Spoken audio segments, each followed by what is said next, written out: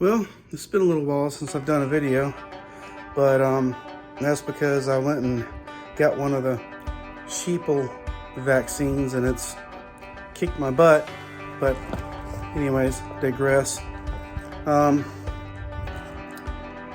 got here maybe about a month ago, which looks like body parts from the dark web, a progressive spring from the UK, and I'm going to see if it will work a little better than the factory one on the factory shock.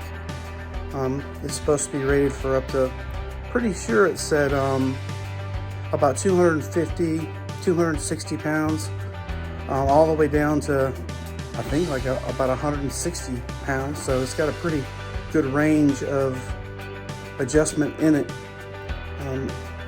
Pretty much when I emailed the people, they said, you know, the progressive spring, of course, the harder you press down on it, the more it pushes back. So this should be good for a little bit heavier rider, with a pack especially, and it shouldn't bottom out on you, especially if you have it lowered, if you're shorter like me. And I'm gonna put it on and see how well it works. What my plan is I'm gonna try and hit this curb right here. This curb, it goes down at an angle, is probably a good 11 inches of a vertical hit. And I'm gonna hit it with the stock suspension. I'm gonna try and set something up so I can show at least the suspension travel. So it'll show, you know, how much the suspension will hit lowered with the factory spring on it and shock. I'm not going to replace the factory shock. I'm really not wanting to pay $400. I'll have to look back up and see how much I paid for the spring. It's been about a month and a half, like I said. That shot really took it out of me. So we will see. I'm gonna hit them both at the same speed. I'll probably do a couple attempts, maybe, you know, the typical about a 5 mile an hour hop, to see, you know, like if you're hitting a tree or a log. But there's nothing that really tests the suspension out than a complete 90-degree bump on the rear suspension.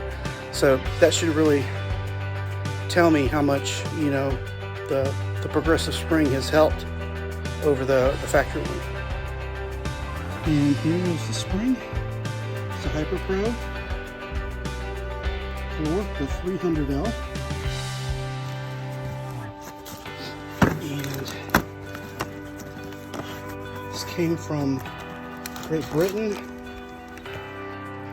I see some different prices for them, so I'm not going to quote a price. This is it. Nice, pretty purple spring.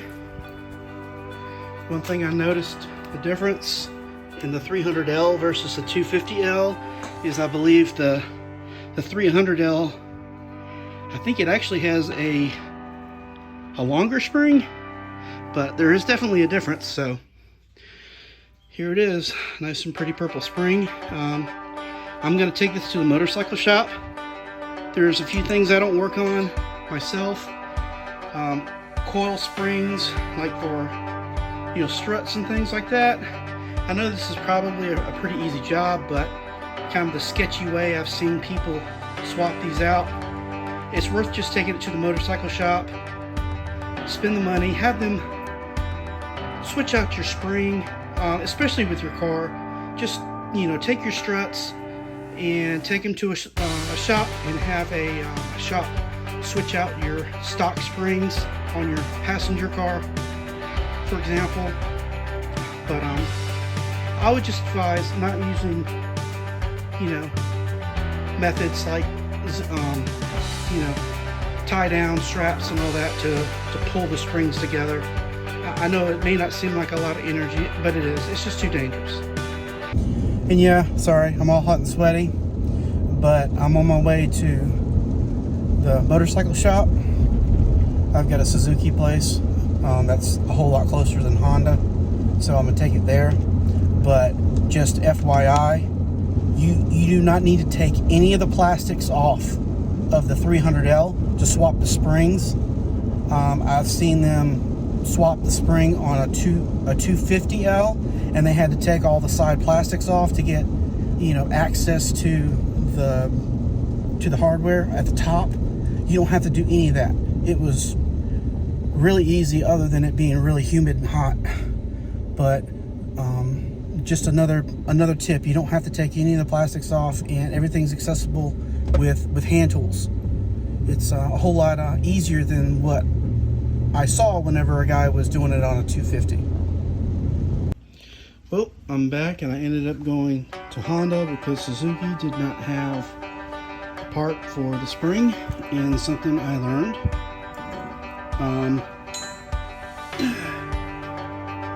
I need to make sure